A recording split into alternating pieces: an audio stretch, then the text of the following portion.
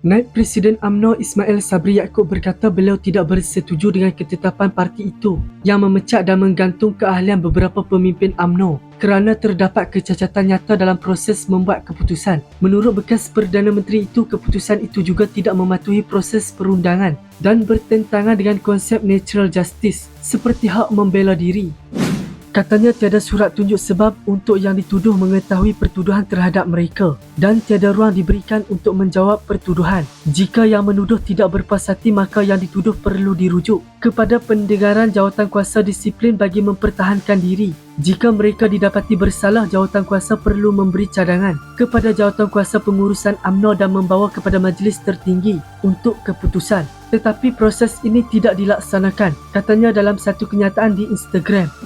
Tambahnya, beliau dimaklumkan jawatankuasa disiplin tidak pernah menasihati Presiden untuk sebarang tindakan, namun hanya memaklumkan terdapat laporan dibuat kepada tertuduh. Untuk sebuah parti yang bertamadun, UMNO mesti dilihat telus dalam membuat sebarang keputusan, katanya.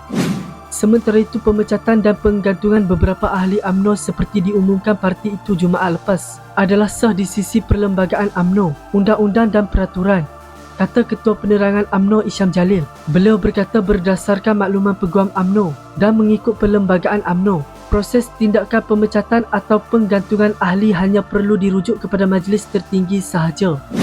Isham yang juga ahli MT UMNO berkata, proses-proses lain yang melibatkan lembaga disiplin dan sebagainya sebenarnya hanyalah pengurusan dalaman yang dipraktikkan. Oleh itu, apabila majlis tertinggi telah memperlakukan pemecatan dan penggantungan ahli UMNO, maka pemecatan dan penggantungan itu adalah sah, katanya dalam satu kenyataan di Facebook hari ini.